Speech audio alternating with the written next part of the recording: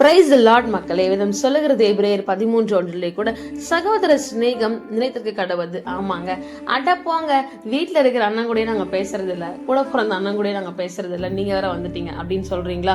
அட, நம்ம கூட பிறந்தது அண்ணனோ தங்கச்சியோ அக்காவோ தம்பி யாரா வேணா இருக்கட்டும்ங்களேன். சின்ன வயசுல அவங்க இல்லாம நம்ம இல்ல, ஏதாச்சும் வாங்கினா அவங்களுக்கு ஒரு சாக்லேட் வாங்குறது, அவங்களுக்கு ஒரு ட்ரெஸ் வாங்குறது, அப்படி இருந்துட்டு இப்ப பெருசாயிட்டா என்ன கொம்பாங்க முளைச்சிருது, யாரோ மாதிரி பார்த்துட்டு யாரோ மாதிரி சிரிச்சுட்டு போயிடுறோம்ல. ஏங்க இந்த மாதிரி நம்ம வாழணும்? சில உறவுகள் எல்லாம் ரீப்ளேஸ்மெண்ட் பண்ணவே முடியாதுங்க.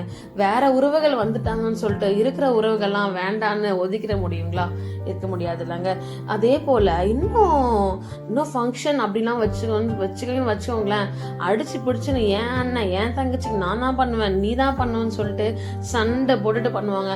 பாசம்லாம் உள்ளுக்குள்ள இருக்குதாங்க, ஆனா வெளியே தான் காமிச்சிக்க மாட்டோம்.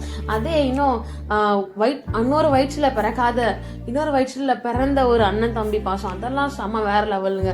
அப்படியே நம்ம கிட்ட பாசமா இருப்பாங்க இல்ல, எவ்வளோ கேரிங்க அன்பா நம்ம கிட்ட. அண்ணன் தம்பி தங்கச்சி என்ற அந்த வேர்ட்ஸ்லேயே அந்த உறவுகள் எல்லாமே ஒரு புனிதமான ஒரு அழகான அன்புங்க.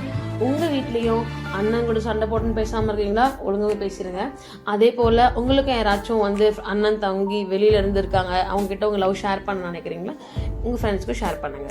Take care.